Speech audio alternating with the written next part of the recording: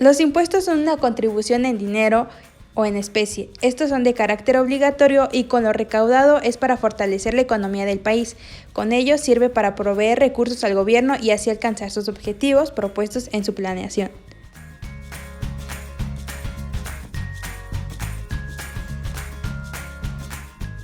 Contribuir es una obligación de todos, pero no todos saben qué son, cómo se clasifican o cuándo deben de realizar el pago. Por ello, a continuación se mencionarán los puntos más importantes para comprender la importancia de los impuestos en la actualidad.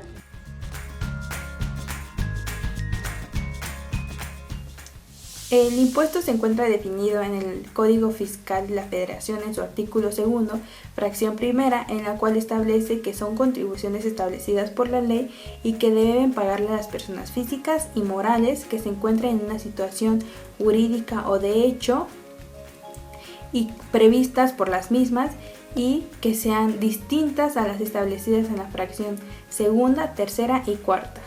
En estas fracciones se establecen sobre las aportaciones de seguridad social, contribuciones de mejoras y de derechos. Podemos decir, conforme a esta definición, que el impuesto es establecido por el Estado y que es de carácter obligatorio. Esta debe de ser realizada por las personas físicas y morales para poder así cubrir el gasto público. En cuanto a la clasificación de los impuestos, la primera se encuentra, son los impuestos directos e indirectos. Los impuestos directos son aquellos que gravan el ingreso, la riqueza, el capital y el patrimonio, y estos afectan directamente al sujeto del impuesto. Mientras que el indirecto son aquellos que recaen sobre los gastos de producción y de consumo. Su característica es que son trasladables. Un ejemplo de los impuestos directos son el impuesto sobre la renta, mientras que en el indirecto podría ser el impuesto al valor agregado. En la siguiente clasificación tenemos a los reales y personales. Los reales son aquellos que recaen sobre la cosa que es el objeto de gravamen y que no tienen en cuenta la situación de la persona que es dueña de la misma, mientras que los personales son aquellos que toman en consideración la situación de la persona denominada sujeto pasivo. En la siguiente clasificación tenemos a los específicos y ad valorem. En los específicos son aquellos que se establecen en función de la medida o calidad del bien grabado, mientras que los ad valorem van a ser establecidos a través de la función del valor del bien grabado. En la siguiente clasificación se encuentran los generales y especiales. Los generales son aquellos que van a gravar diversas actividades u operaciones, mientras que los especiales grabarán únicamente una actividad en especial determinada. En la siguiente clasificación tenemos los llamados con fines fiscales o extrafiscales. Los fiscales son aquellos que establecen se van a establecer para poder recaudar ingresos necesarios para satisfacer el presupuesto de egresos, mientras que los extrafiscales no tienen el ánimo de recaudar ingresos, sino más bien tienen la finalidad de carácter social o económico. Y los alcabalatorios son aquellos que van a gravar la libre circulación de mercancías dentro de una entidad o dentro de un lugar a otro o dentro de la misma. En la siguiente son los elementos del impuesto, los cuales van a ser el sujeto, el objeto, fuente, base, cuota y tasa. Respecto a los sujetos, tenemos al sujeto activo y al sujeto pasivo. El sujeto activo de la relación tributaria es el Estado y es el acreedor de las contribuciones a las que está obligado el sujeto pasivo, es decir, los contribuyentes. Tienen las obligaciones de recaudación y percepción de las contribuciones, así como obligaciones complementarias como son la fiscalización, el control y la supervisión de las contribuciones, y aquellas que incluyen el Registro Federal de Contribuyentes y las facultades de comprobación de las obligaciones fiscales.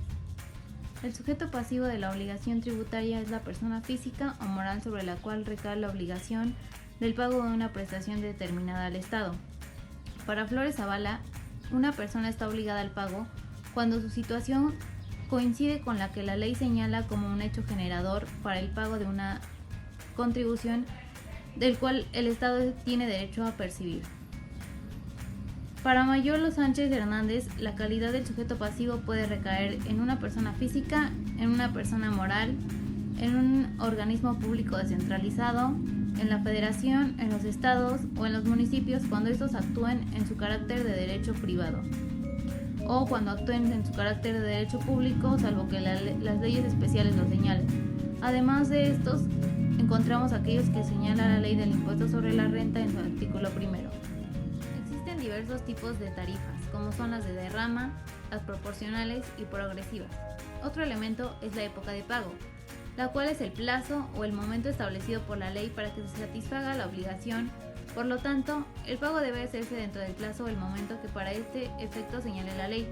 Emilio Margain nos dice que los créditos fiscales deben enterarse dentro del término que el legislador señala en la ley tributaria, el cual se establece no solo en razón de comodidad del causante, sino también en atención al momento en que mejor control pueda tener la hacienda pública del pago del propio causante.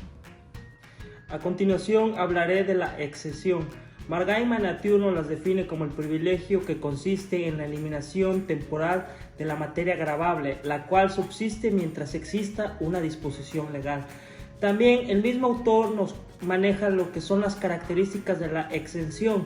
La primera es que debe de estar establecida en la ley y debe de ser interpretada de manera estricta. Después tenemos que es temporal y personal. Temporal porque no se modifica ni se suprime mientras no sea modificada, y personal es que favorece al sujeto pasivo descrito dentro de la exención fiscal. Por último, tenemos que debe de ser aplicada de manera estricta y no se puede aplicar por mayoría de razón o analogía.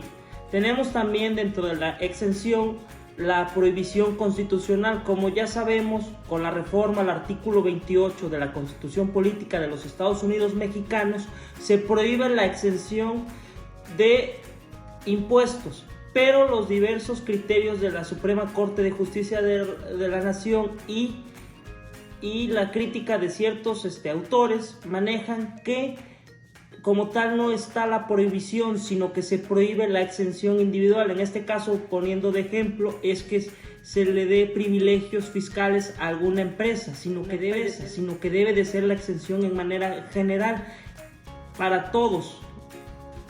Luego tenemos lo que es la evasión fiscal, o también conocida como evasión de impuestos.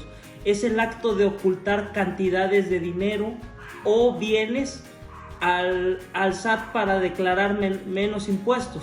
Dentro de esta evasión fiscal encontramos algo muy famoso que son los paraísos fiscales.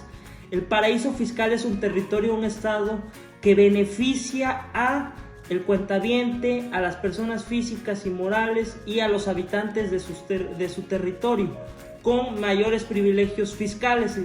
En este caso, los paraísos fiscales en México operan que las personas que obtienen las riquezas de manera ilícita o no pueden declarar el ingreso que obtuvieron o quieren ocultar cantidades de dinero, van a los paraísos fiscales a guardar sus dineros, como en este caso uno muy famoso, Suiza. También tenemos lo que es la elusión fiscal. Aquí hay que diferenciar entre evasión fiscal y elusión fiscal. La evasión es el acto de ocultar y también tenemos lo que es la elusión fiscal. Aquí hay que diferenciar entre evasión fiscal y elusión fiscal. La evasión es el acto de ocultar y la elusión es el medio en el cual las personas se basan para engañar o emplear métodos para pagar menor impuestos. Se aprovechan de las lagunas que existen de las leyes fiscales. Luego encontramos que como tal ninguna de las dos están descritas en el Código Fiscal de la Federación como algún delito, pero sí las contempla el Código Fiscal en el artículo 108, no como tal, pero sí como el delito de defraudación fiscal, que dice que comete el delito de defraudación fiscal quien en uso de engaños o aprovechamiento del error omita total o parcialmente el pago de una contribución fiscal.